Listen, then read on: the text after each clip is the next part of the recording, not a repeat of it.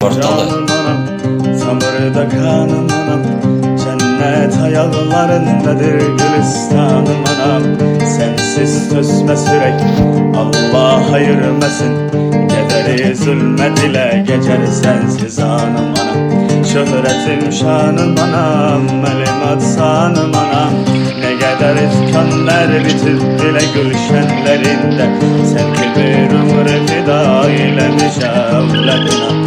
Ne kadar azap gizlenip saçının denleri. Mama Music Multimedya Portalı. Canım anam, tamirde kanım anam, cennet ayaklarındadır gülistanım anam. Sensiz sözme sürey, Allah ayırmasın. Kederi zulmet ile geçer sensiz anım anam. Şöhretim şanım anam, elim azanım anam. Ne kadar itkanlar bitip bile gülşenlerinde, sen ki bir ömür fida eylemiş evladına. Ne kadar azap gizlenip saçının denlerinde.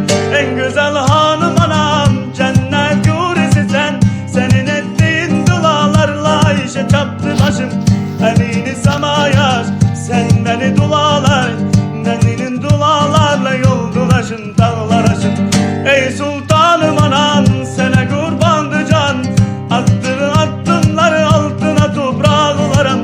Eğer kocalsan da ölümüne hazır değilim. Bir gün ölsen eğer, bir gün ölsen eğer, ben nice kurban olarım. Ey sultanım anam, sana kurbandı can. Attığın adımları altına toprağa kolarım.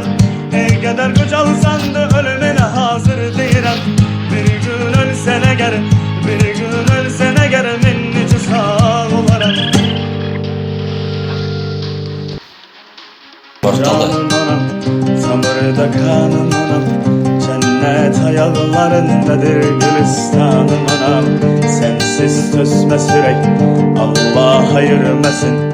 Kederi zulmet ile geçer sensiz anım anam. Şöhretim şanım anam, elim atsanım anam. Ne kadar ifkanlar bitip bile gülşenlerinde, sen ki bir ömür fida eylemiş evladına. Ne kadar azap gizlenip saçının denleri. Mama Music Multimedya Portalı. Canım anam, tamirde kanım